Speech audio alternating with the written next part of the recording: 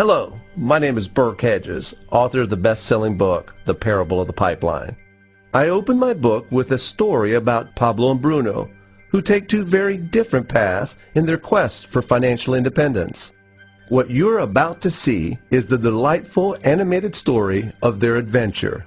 So, sit back, relax, and enjoy the life-changing lessons in The Parable of the Pipeline.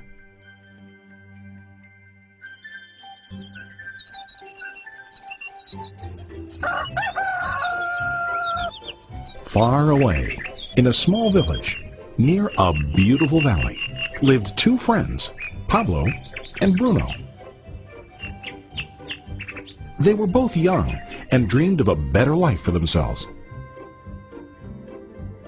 They'd often discuss their dreams about how they would become the most successful men in the village. They weren't afraid of hard work, and they searched for opportunities to help realize their goals and achieve their dreams. One day, an opportunity presented itself.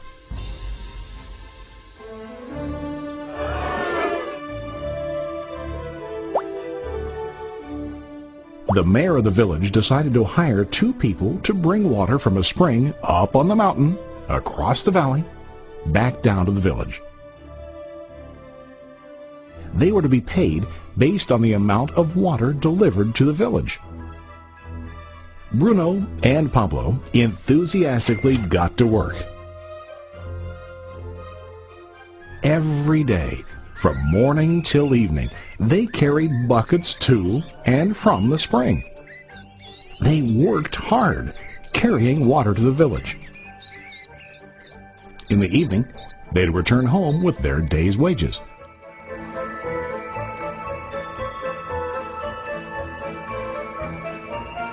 Bruno was satisfied with his work and the money he earned. He was sure that with this work he could achieve his dreams.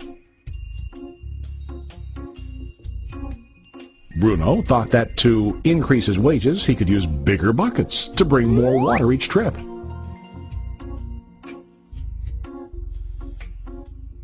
He believed with a larger income he would soon be able to buy a cow and the house that he dreamed about.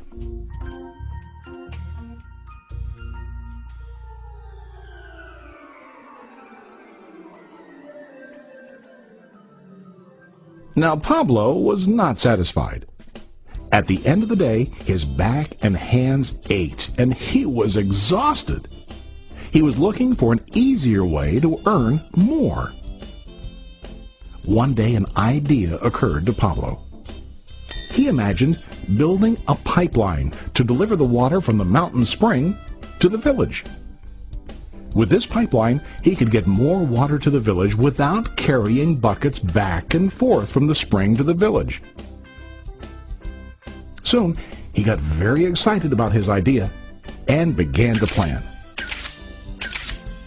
Pablo, of course, shared his idea with his friend Bruno and asked him to join with him to work on and help build the pipeline. Bruno thought the idea was crazy. All Bruno could think about was what his money could buy today and how to get it quicker.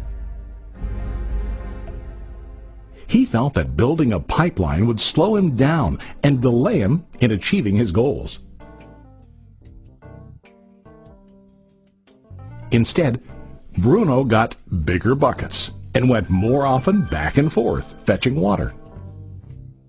He was sure that with this method he could make more money. Pablo decided to build the pipeline on his own.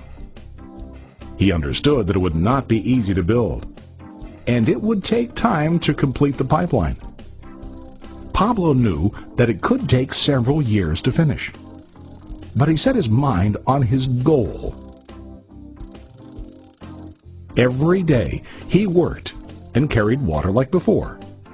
But on weekends and during his spare time, he worked hard to dig in the rocky soil and build his pipeline. In the first month, there was little to show for his work.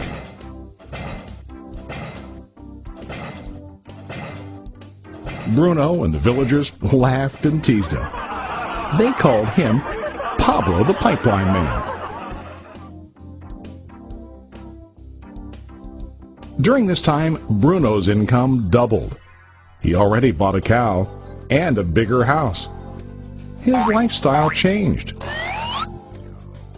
He now spent time after work in the bar, enjoying his hard-earned wages from delivering water.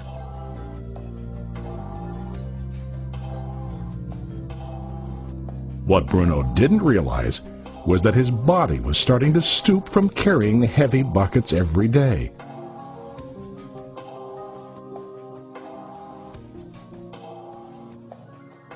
His face looked worn and his body tired. Soon, he began to carry less and less water due to the wear and tear on his body.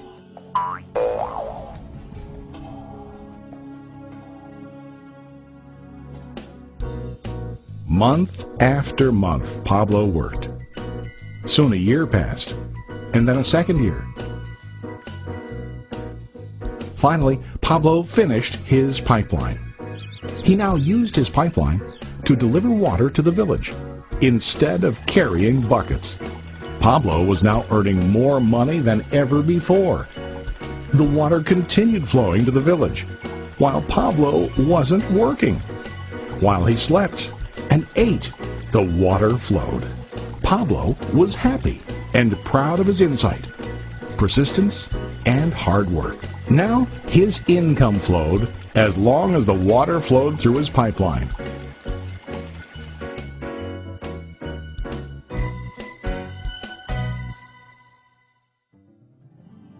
The story of Bruno and Pablo is a reflection of life. Their jobs symbolize what most people do to earn money. Bruno gets his money using buckets. He goes back and forth, carrying his buckets from the spring to the village in exchange for money. To increase his income, he either has to go more frequently to the spring or to use larger buckets. It's common in real life to increase our income by working harder. For example, working overtime or getting a second job. We also increase the size of our buckets by accepting a higher paying position, which often includes spending more time on the job. Most of us exchange time for money like Bruno. We know that every person has only 24 hours in the day and that it's not possible to use all our time to work.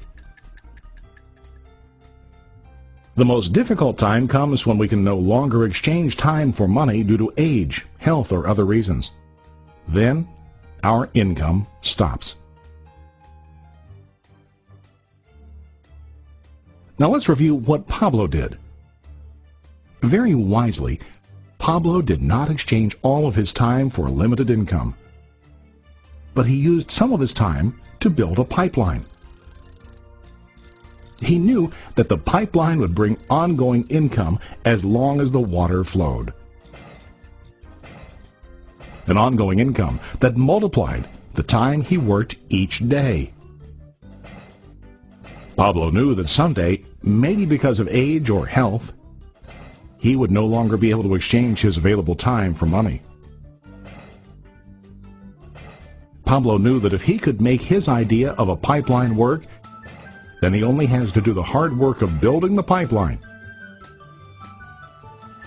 After the pipeline was completed, Pablo was able to monitor and maintain the flow of water to ensure that his income will continue. Pablo has shown us that to earn an income, we don't always have to directly exchange time for money. There really are better ways. How about you? Are you still like Bruno, who directly exchanges time for money? Or do you want to be like Pablo, building and maintaining a pipeline for ongoing income? If you are interested in the idea of building your own pipeline, contact the person who lent you this presentation. You can start building your pipeline today.